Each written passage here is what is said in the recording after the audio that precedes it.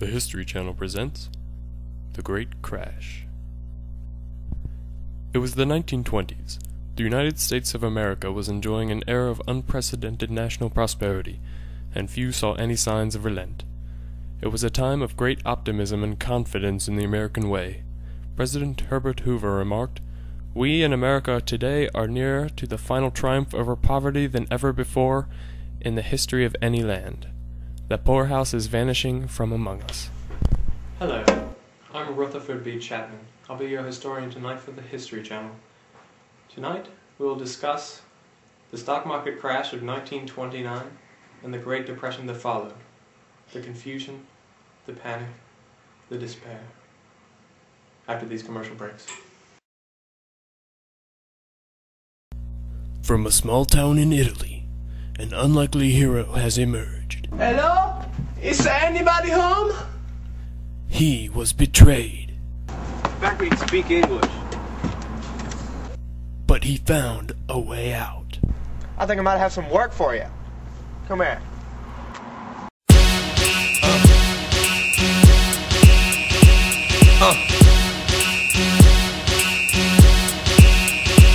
Woo! Y'all gon' make me lose my mind. Up in here, up in here. Y'all gon' make me go all out. Up in here, up in here. Y'all gon' make me. Mike Faust, Do it for baby mama! Alex Delaney, and Nate Taylor star in You're so funny! Coming to America, Part 2. The 1920s were a great time in American history. People were dancing, they were laughing, they were drinking, and they were having fun.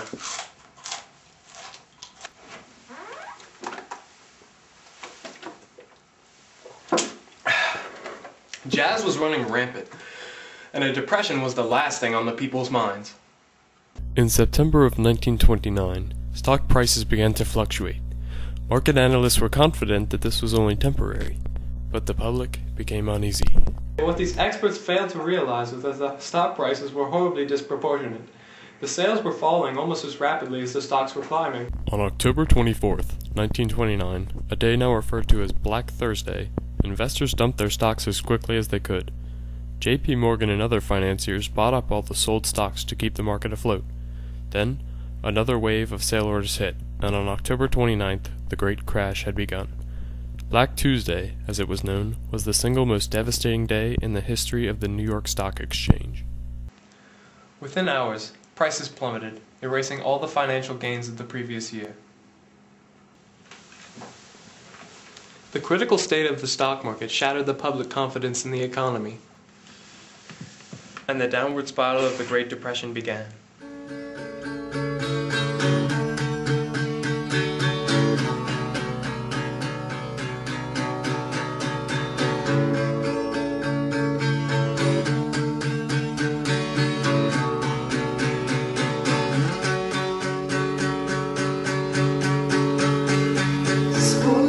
Children soon to fall. Freedom is the life we live. We will wait for tragedy and scatter helpless to. I remember the Great Depression like this.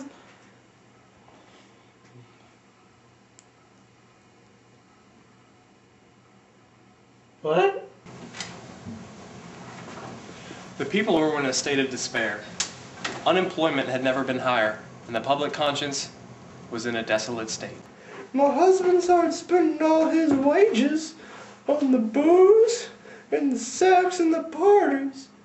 So to make up for all the money, I had to start turning tricks behind the local church. Oh, yes. The Great Depression is like 80... What?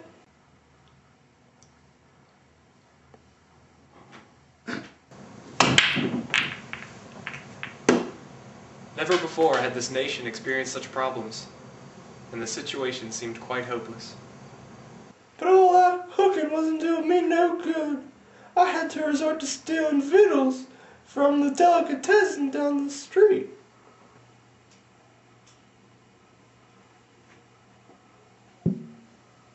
You know what, Sonny? I was giving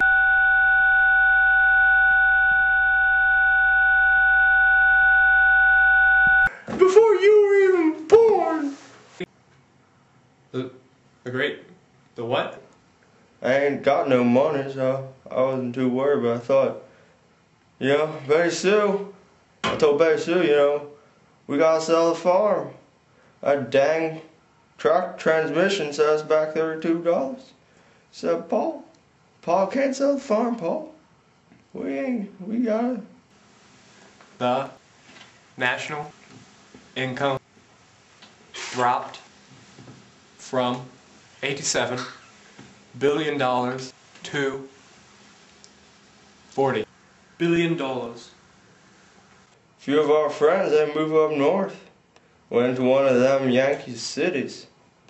I heard in the newspaper, they off selling apples. I said, hey, Betty Sue, at least we ain't off that bad. She said, Paul?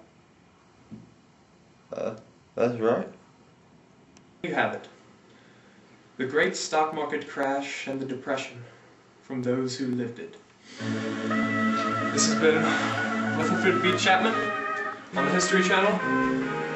Good night.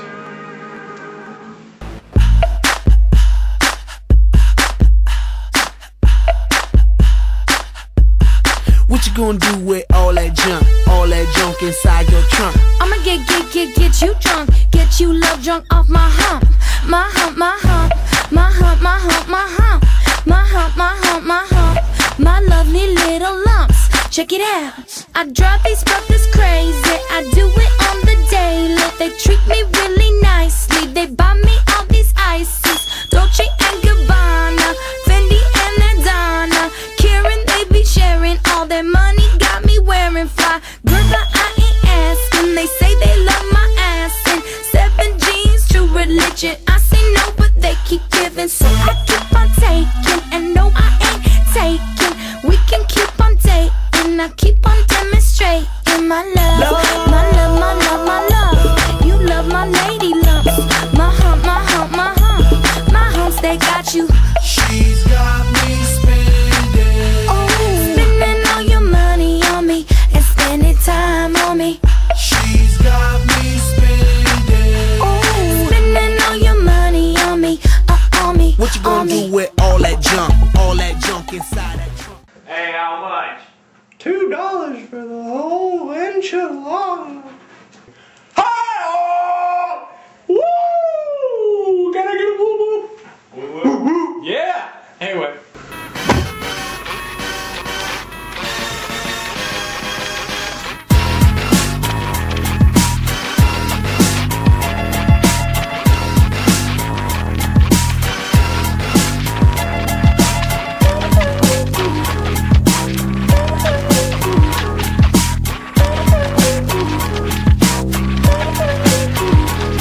It's important to practice good hygiene, at least if you wanna run with my team. I'm about to get into some shit that I've seen. This fool's breath from it, so that'll melt your ice cream. They say don't say nothing if you can't say nice things. Sitting too close to him on board like my ice sting. I tried to be subtle, hand him a stick of gum. I was a victim of breath on hum, running his yap about what set he from.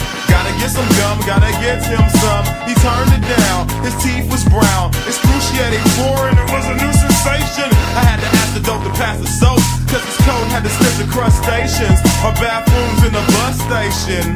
He had a can of OE and some raisins, amazing, head to Tobio, he didn't know, used to the fragrance. Just as the days went without bathing, he felt manly and not like a maiden. He had one dread and fungus, said he worked on people's toilets with plungers. Girls, not the guy you would want to tongue, yeah. So guys, take your cue from this little number. You gotta wash your ass if you must. You gotta wash your hair if you must. You gotta brush your teeth if you must, or else you'll be funky. You gotta wash your ass if you must. You gotta wash your hair if you must. You gotta brush your teeth if you must, or else you'll be funky.